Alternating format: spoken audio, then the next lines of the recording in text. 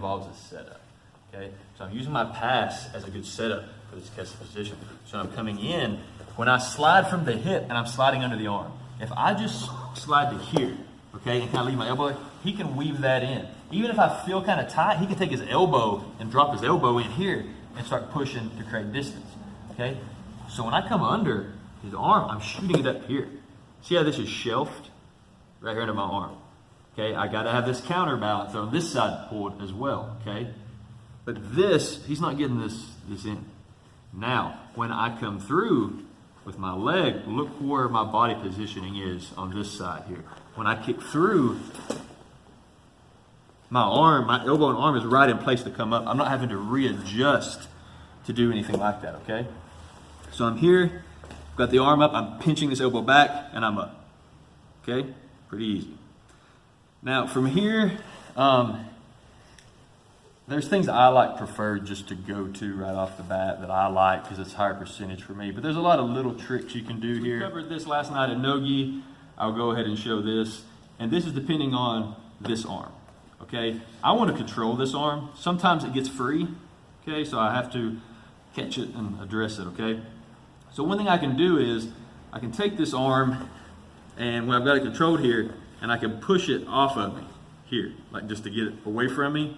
He may be happy about that, to do something with his arm, or he may be like, oh no, he's doing something, because I am, okay? So I'm here. When I clear this arm, and this isn't easy to do, I'm gonna tell you right now, this is not a high percentage move, in my opinion. If you hit it off that modified funk roll we did last night though, it's very effective, okay?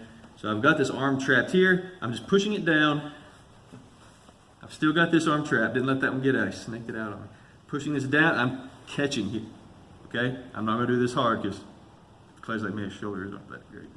I'm catching this here. Y'all get the concept there. His arm's like this, and I'm just pulling my hip back. I can figure four my legs if I want to, and if they got really flexible shoulders, I can come under the head here and drive his head away while I'm doing that, and it's really bad. Okay, force that one. Get more limber. That's the reason I've actually pulled my arm out. Oh, gotcha. Trying to, I got you. Okay, so I came through. This was high, and I'm here, locked in. Okay, his arm's here. I just reach back.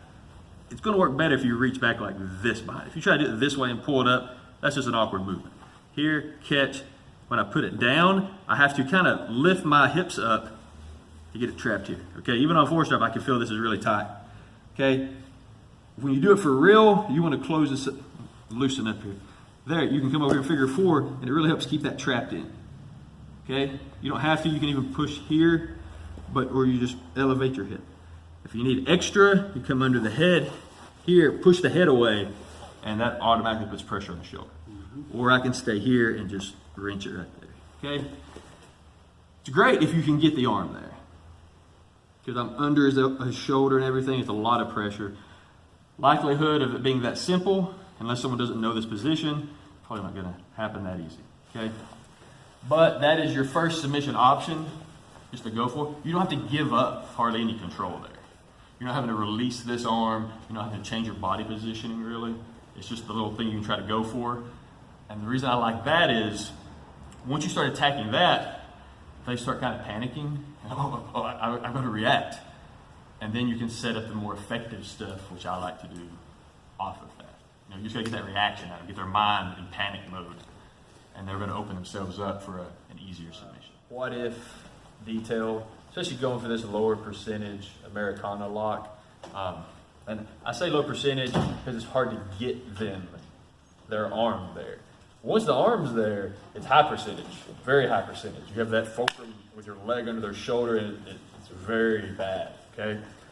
But getting their arm there is hard. We get in here, we come under deep here, my head is low, I collect the arm, and I continue with my head, boom, and I come in here. I lean forward because I'm not bringing this up here to my head, okay? I'm bringing my head down to my hand here.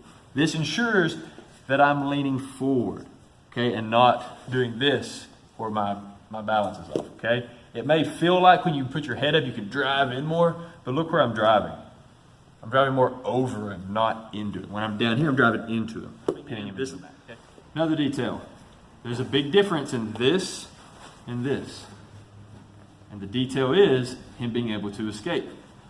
Right now, see this space under his shoulder here? Even if I'm driving in, there's a gap right here under his shoulder, okay? When this is kicked out as straight as it'll go, it's ensuring that I'm as close to his shoulder as I can get. Okay, so when I go to push his arm down, it's super tight.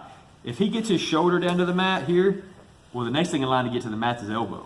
When he gets his elbow down to the mat and fights his arm back, now he's going to start fighting his way out of this, okay? I keep the elbow high, I keep the shoulder high, here.